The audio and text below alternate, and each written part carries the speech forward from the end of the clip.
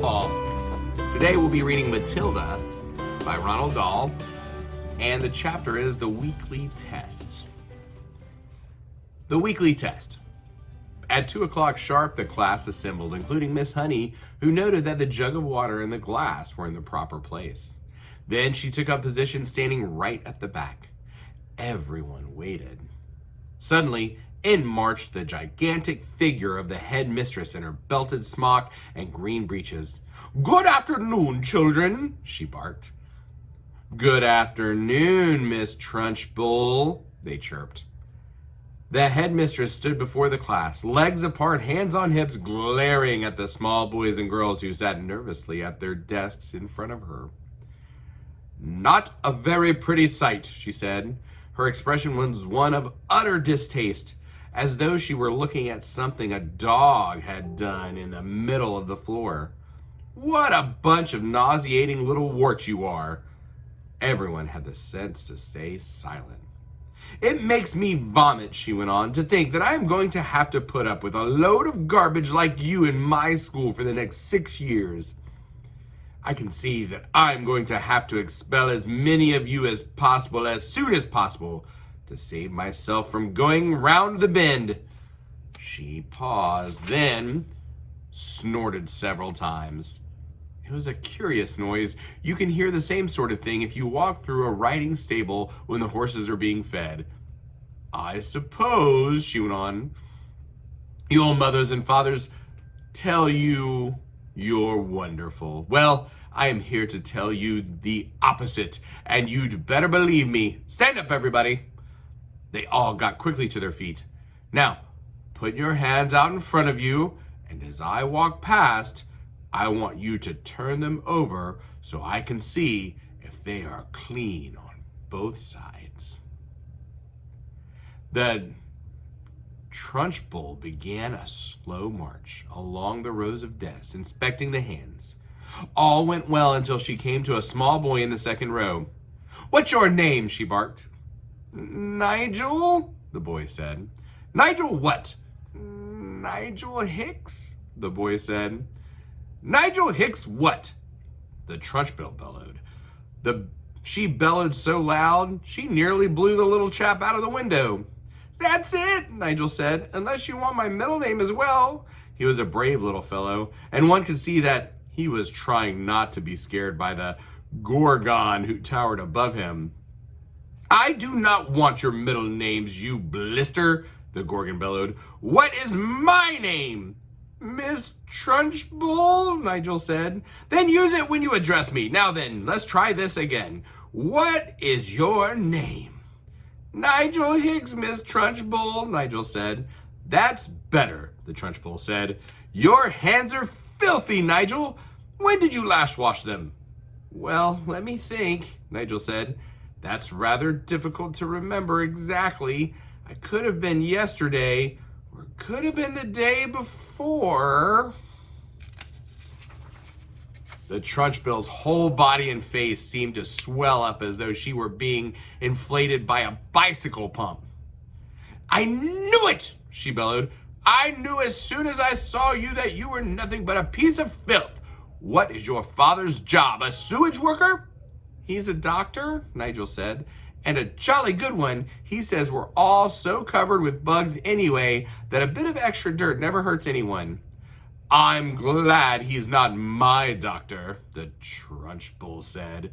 "And why, might I ask, is there a baked bean on the front of your shirt?"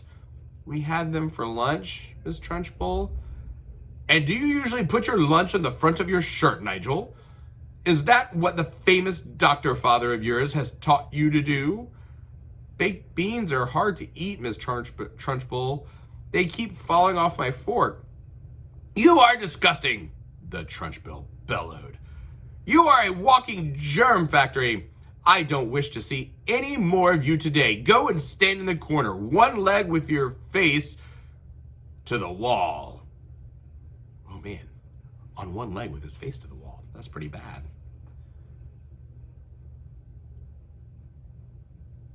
"But Miss Trunchbull," "Don't argue with me, boy, or I'll make you stand on your head. Now, do as you're told." Nigel went. Now stay where you are, boy, while I test you on your spelling to see if you've learnt anything all this past week. And don't turn around when you talk to me. Keep your nasty little face to the wall. Now then, spell right." "Which one?" Nigel asked. "The thing you do with a pen or the one that means the opposite of wrong?" He happened to be an unusually bright child, and his mother had worked hard with him at home on spelling and reading. "The one with the pen, you little fool." Nigel spelled it correctly, which surprised the Trunchbull. She thought she had given him a very tricky word, one that he wouldn't yet have learned, and she was peeved that he had succeeded. Then Nigel said, still balancing on one leg and facing the wall, "Miss Honey taught us how to spell a new very long word yesterday." "And what word was that?" the Trunchbull asked softly. The softer her voice became, the greater the danger. But Nigel wasn't to know this. "Difficulty," Nigel said. "Everyone in the class can spell difficulty now." "What nonsense," the Trunchbull said. "You are not supposed to learn long words like that until you are at least 8 or 9. And don't try to tell me everybody in the class can spell that word. You are lying to me, Nigel." "Test someone," Nigel said, taking an awful chance. "Test anyone you like." The Trunchbull's dangerous glittering eyes roved around the classroom. "You," she said, pointing at a tiny and rather daft little girl called Prudence, "spell difficulty." Amazingly, Prudence spelled it correctly and without a moment's hesitation. The Trunchbull was properly taken aback. "Humph," she snorted. "And I suppose Miss Honey wasted the whole of one lesson teaching you to spell that one single word?" "Oh, no, she didn't," piped Nigel. "Miss Honey taught it to us in 3 minutes, so we'll never forget it. She teaches us lots of words in 3 minutes. And what exactly is this magic method, Miss Honey?" asked the headmistress. "I'll show you," piped up the brave Nigel again. "Come to Miss Honey's rescue. Can I put my other foot down and turn around, please, while I show you?" "You may do neither," snapped the Trunchbull. "Stay as you are and show me just the same." "All right," said Nigel, wobbling crazily on his one leg.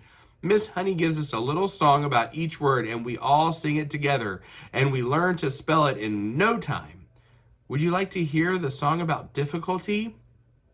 "I should be fascinated," the Trunchbull said in a voice dripping with sarcasm. "Here it is," Nigel said.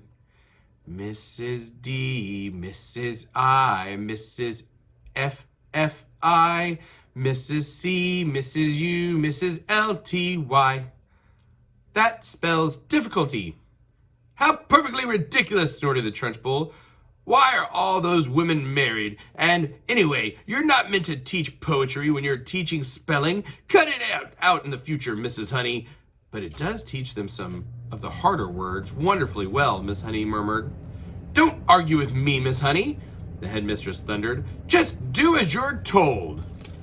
I shall now test the class on the multiplication tables to see if Miss Honey has taught you anything at all in that direction."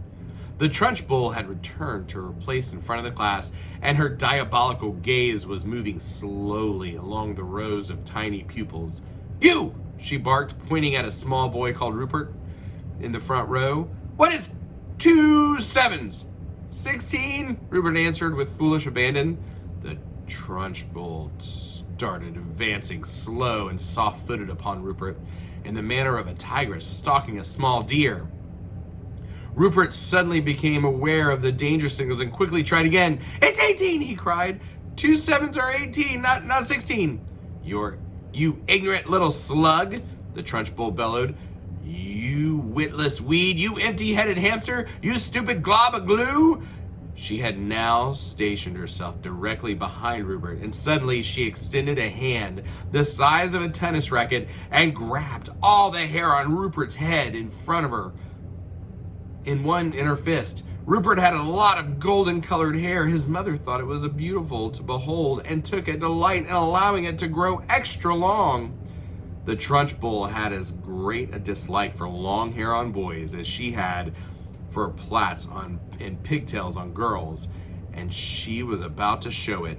She took a firm grip on Rupert's long golden tresses with her giant hand, and then, by raising her muscular right arm, she lifted the helpless boy clean out of his chair and held him aloft. Rupert yelled. He twisted and squirmed and kicked the air and went on yelling like a stuck pig, and Miss Trunchbull bellowed, 2 sevens are 14. 2 sevens are 14. I am not letting you go till you say it. From the back of the class, Miss Honey cried out, Miss Trunchbull, please let him down. You're hurting him. All his hair might come out. And well it might if he doesn't stop wiggling, snorted the Trunchbull. Keep still, you squirming worm. It really was a quite extraordinary sight to see this giant headmistress dangling the small boy high in the air, and the boy spinning and twisting like something on the end of a string and shrieking his head off. Say it, bellowed the Trunchbull. Say 2 sevens are 14. Hurry up or I'll start jerking you up and down, and then your hair really will come out, and we'll have enough of it to stuff a sofa. Get on with it, boy. Say 2 sevens are 14 and I'll let you go. 2 sevens are 14, gasped Rupert, whereupon the Trunchbull, true to her word, opened her hand and quite literally let him go. He was a long way off the ground, and when she released him and he plummeted to the earth and hit the floor and bounced like a football, get up and stop whimpering, the Trunchbull barked. Rupert got up and went back to his desk, massaging his scalp with both hands. The Trunchbull returned to the front of the class. The children sat there, hypnotized. None of them had seen anything quite like this before. It was splendid entertainment. It was better than a pantomime, but with one big difference. In this room, there was an enormous human bomb in front of them, which was liable to explode and blow someone to bits at any moment. The children's eyes were riveted on the headmistress. I don't like small people, she was saying. Small people should never be seen by anybody. They should be kept out of sight in boxes, like hairpins and buttons. I cannot for the life of me see why children have to take so long to grow up. I think they do it on purpose. Another extremely brave little boy in the front row spoke up and said, But surely you were a small person once, Miss Trunchbull, weren't you? I was never a small person, she snapped. I have been large all my life, and I don't see why others can't be the same way. But you must have started out as a baby, the boy said. Me? A baby? Shouted the Trunchbull. How dare you suggest such a thing? What cheek? What infernal insolence? What's your name, boy? And stand up when you speak to me. The boy stood up. My name is Eric Ink, Miss Trunchbull, he said. Eric what? The Trunchbull shouted. Ink, the boy said. Don't be an ass, boy. There's no such name. Look in the phone book, Eric said. You'll see my father there under Ink. Very well, then, the Trunchbull said. You may be Ink, young man, but let me tell you something. You're not intelligible. I'll very soon rub you out if you try getting clever with me. Spell what? I don't understand, Eric said. What do you want me to spell? Spell what, you idiot? Spell the word what? W-O-T, Eric said, answering too quickly. There was a nasty silence. I'll give you one more chance, the Trunchbull said, not moving. Yes, I know, Eric said. It's got an H in it. W-H-O-T. It's easy. In 2 large strides, the Trunchbull was behind Eric's desk, and there she stood, a pillar of doom towering over the helpless boy. Eric glanced fearfully back over his shoulder at that monster. I was right, wasn't I? He murmured nervously. You were wrong, the Trunchbull barked. In fact, you strike me as a sort of poisonous little pockmark that will always be wrong. You sit wrong. You look wrong. You speak wrong. You are wrong all round. I will give you one more chance to be right. Spell what? Eric hesitated. Then he said very slowly, it's not W-O-T and it's not W-H-O-T. Ah, I know. It must be W-H-O-T-T.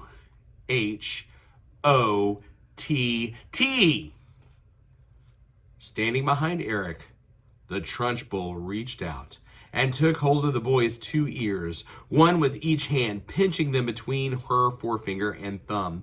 Ow! Eric cried. Ow, you're hurting me! I haven't started yet, the Trunchbull said briskly, and now, taking a firm grip on his two ears, she lifted him bodily out of his seat and held him aloft. Like Rupert before him, Eric squealed the house down. From the back of the classroom, Miss Honey cried out, Miss Trunchbull, don't, please, let him go. His ears might come off. They'll never come off, the Trunchbull shouted back. I have discovered through long experience, Miss Honey, that the ears of small boys are stuck very firmly to their heads. Let him go, Miss Trunchbull, please, begged Miss Honey. You could damage him. You really could. You could wrench them right off. Ears never come off, the Trunchbull shouted. They stretch most marvelously like these are doing right now, but I can assure you they never come off. Eric was squealing louder than ever and pedaling in the air with his legs. Matilda had never before seen a boy, or anyone else for that matter, held aloft by his ears alone. Like Miss Honey, she felt sure both ears were going to come off at any moment with all the weight that was on them. The Trunchbull was shouting, the word what is spelled W-H-A-T. Now spell it, you little wart. Eric didn't hesitate. He had learned from watching Rupert a few times before that the quicker you answered, the quicker you were released. W-H-A-T, he squealed. Spells what? Still holding him by the ears, the Trunchbull lowered him back into his chair behind his desk. Then she marched back to the front of the class, dusting off her hands one against the other like someone who had been handling something rather grimy. That's the way to make them learn, Miss Honey, she said. You take it from me, it's no good just telling them. You've got to hammer it into them. There is nothing like a little twisting and twiddling to encourage them to remember things. It concentrates their minds wonderfully. You could do them permanent damage, Miss Trunchbull, Miss Honey cried out. Oh, I have. I'm quite sure I have, the Trunchbull answered, grinning. Eric's ears will have stretched quite considerably in the last couple of minutes. They'll be much longer now than they were before. That's nothing wrong with that. There's nothing wrong with that, Miss Honey. It'll give him an interesting pixie look for the rest of his life. But Miss Trunchbull... Oh, do shut up, Miss Honey. You're as wet as any of them. If you can't cope in here, then you can go and find a job in some cotton wool private school for rich brats. When you have been teaching for as long as I have, you'll realize that it's no good at all being kind to children. Read Nicholas Nickleby, Miss Honey, by Mr. Dickens. Read about Mr. Wackford Squeers, the admirable headmaster of Dotheboys Hall. He knew how to handle little brutes, didn't he? He knew how to use the birch, didn't he? He kept their backsides so warm, you could have fried eggs and bacon on him. A fine book that, but I don't suppose this bunch of morons we've got here will ever read it, because by the look of them, they are never going to learn to read anything. I've read it, Matilda said quietly. The Trunchbull flicked her head round and looked carefully at the small girl with dark hair and deep brown eyes sitting in the second row. What did you say? She asked sharply. I said, I've read it, Miss Trunchbull. Read what? Nicholas Nickleby, Miss Trunchbull. You are lying to me, madam, the Trunchbull shouted, glaring at Matilda. I doubt there is a single child in the entire school who has read that book. And here you are, an hatched shrimp sitting in the lowest form there is, trying to tell me a whopping great lie like that? Why do you do it? You must take me for a fool. Do you take me for a fool, child? Well, Matilda said. Then she hesitated. She would like to have said, yes, I jolly well do, but that would have been suicide. Well, she said, again, still hesitating, still refusing to say no. The Trunchbull sensed what the child was thinking, and she didn't like it. Stand up when you speak to me. Stand up when you speak to me, she snapped. What is your name? Matilda stood up and said, my name is Matilda Wormwood, Mrs. Trunchbull.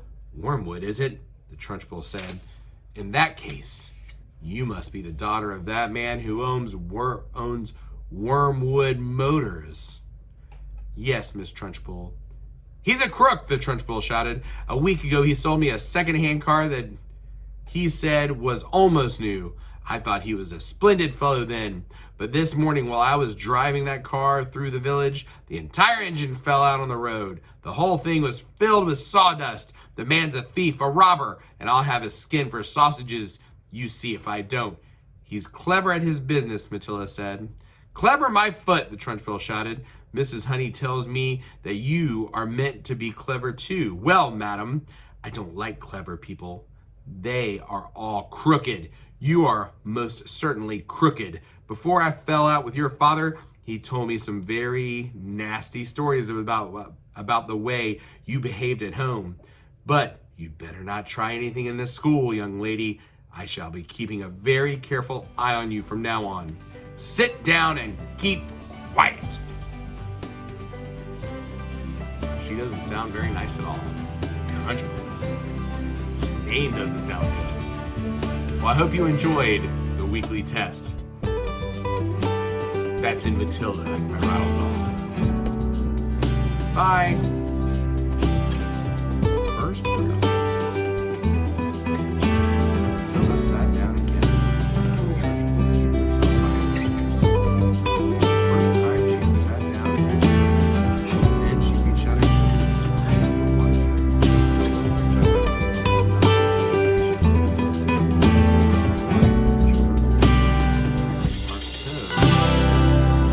bane of my life. They're like insects. They should get rid of them as early as possible.